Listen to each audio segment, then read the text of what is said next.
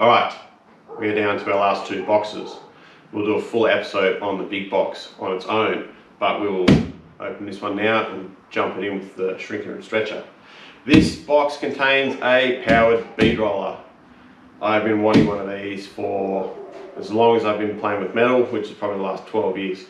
So, I'm going to rip this open and we're going to set it up together. I'll show you a few samples.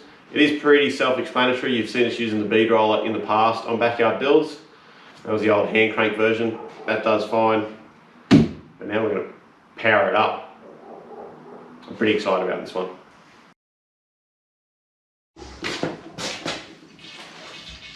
The stand has 4 Allen keys that hold the post in. Yep. Let's not lose any of these. 4.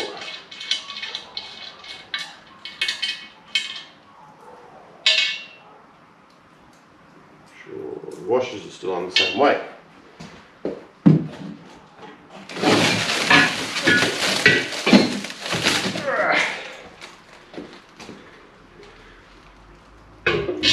Now this goes a specific way. As you can see, it's diving back over there. That is because the head counterweights, it all sort of sits on there nice and evenly.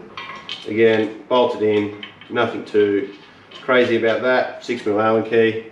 I'm sure it's provided in the box. I'll go and find it in a second. Yes, make sure those are done up nice and tight.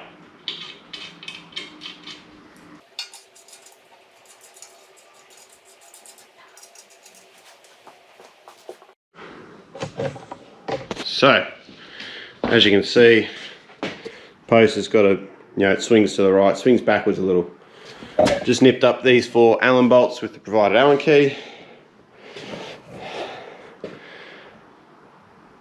I'm not looking forward to this bit. I'm keen as mustard to get this running, but that's heavy. I would suggest having a friend around or an engine. Oh, can you get the engine crane? No, I'm going to lift it. I'm going to be an idiot. Yes, it goes into these 3 bolts. Oh, we should probably have to pull out before you try and get it on there. I'm sure that'll make a great way of getting it stuck. So yeah, let's do that.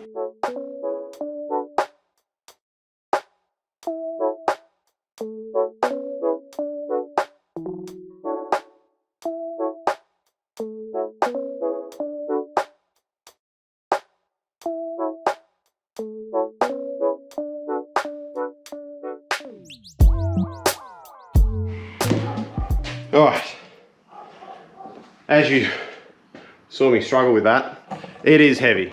There's no denying. The head of that is heavy.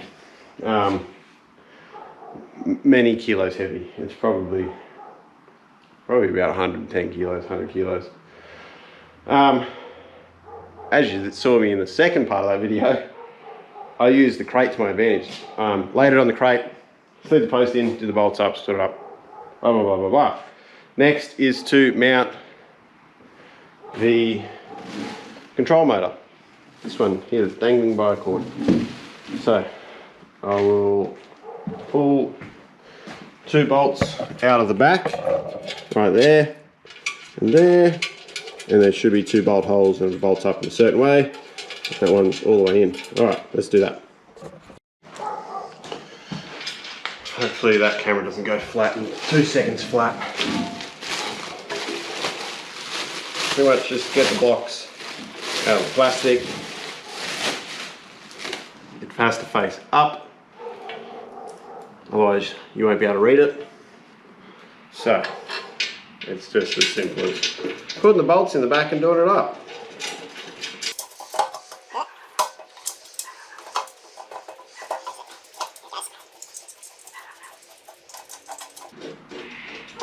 That was heavy. I'm just looking on the back of it. Yeah, 115 kilos the whole thing weighs, so that's probably 100. Cool. Little Allen key provided. And just nip them up. Always nip up your bolts, boys. Just check on your bolts. Yeah? Yeah. And almost the last object out of the box. Sure, foot controller. It's Got backwards and forwards on there. You start stop buttons. This is your speed controller. And we've got beads, or we've got the rollers themselves. Just like that. So the thing about this Hare and Forbes unit now, all the old bead rollers, you know, you'd wind down, wind up, etc. That was pretty standard. You had to count your turns as you wound down. Really easy to forget if it was like 3 turns or 3.5 turns. I know I certainly made the mistake a few times, and then you end up with a bead that's a bit too deep and you go, oh, whoops. So now it's just a matter of setting your handle, and it's got a 1/4 turn lock, as you can see there, hopefully, just by moving that handle 1/4 of a turn. That is absolutely game changer. That handle is so good. So, one of the last things this does come with is a backstop, or backrest, however you want to word it. It's just 2 long bolts. Pull those out. Slide that on, slide the bolts back in.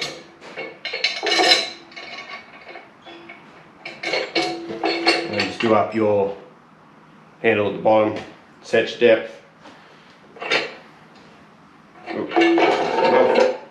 Goes back a fair way. The one problem there is with this machine is the way that is, but what I've done in the past, taken off the guide, spun it around, and it just gets that last bit that you need out of it. Very useful tool to have. I often leave it off because I'm often just doing stuff by eye. I might be tipping an edge or doing something like that, but when I do need it, it's very handy to have. Last thing I'm going to do is let's unpack all of those dies. I'm not going to give you a demo on every single one because they are pretty self-explanatory.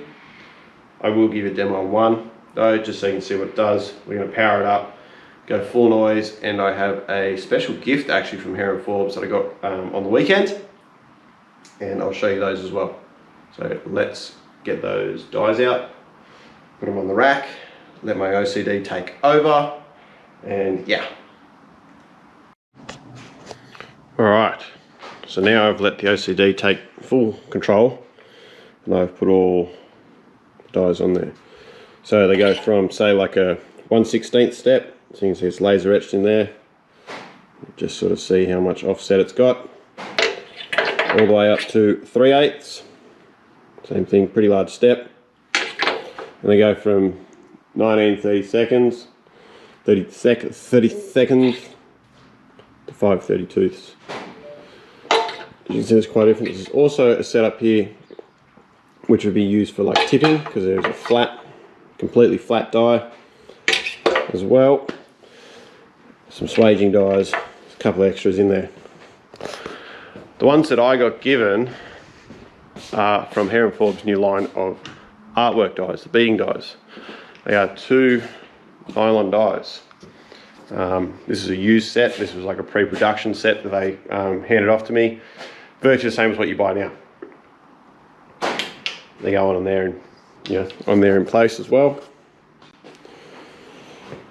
They're perfect if you want to do all your artwork stuff. So if you've seen Mike Mason or Metallic Art from New Zealand, he was just out here recently doing a class up at Motor Retro. He does a lot of his artwork with this. I will get Zach to post a couple of his artworks here.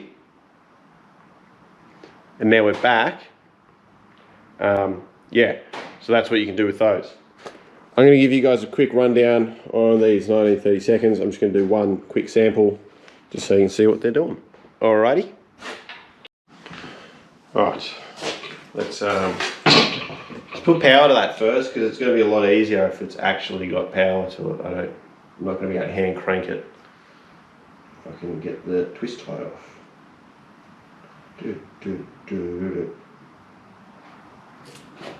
Alright.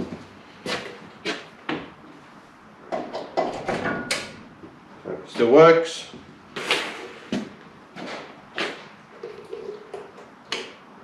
Oh, E-stop. Pull the E-stop. release the e-stop. That's that one. We've got lights.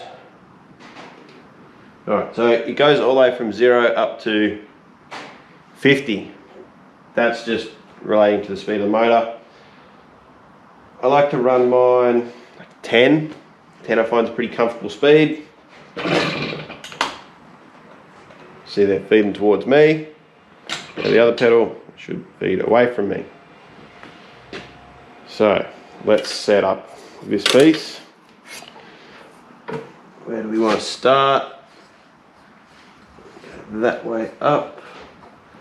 So we're going to set it with the handle parallel. This is all the way down. So that's where it would touch, right there. And I'm going to wind, oops, give it that much. Start with it up there.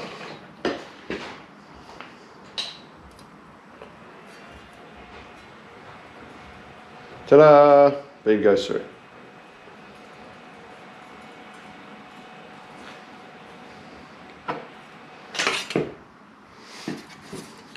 We can keep winding that in.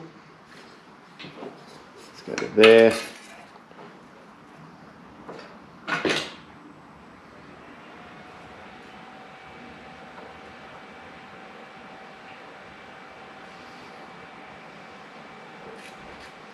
Oh, my handle's loose. Alright, I've just got to tighten that up quick. Alright, so you just saw I had to tighten that up and it slipped.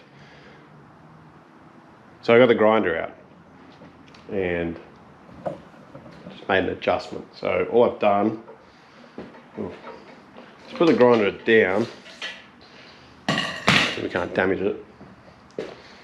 And I'll put the camera down too, because that's a bit more on there than I thought it was. But what I did was I ground a little flat just on the very top of that. Set that back up where you can see again. Get it in nice and close here. And what I did was I just ran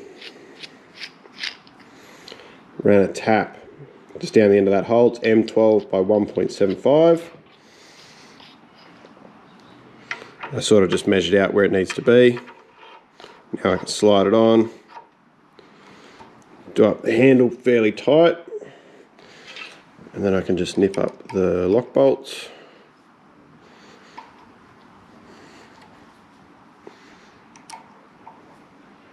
Like that. And it should never ever slip again, hopefully. Alright, let's do a little bead again. Put that back in there, crank it down, nice and steady. Now remember guys, you do not want to go full depth first pass. It's just not going to happen. It's really hard to do with one hand. Set that up a little bit deeper. Go to there.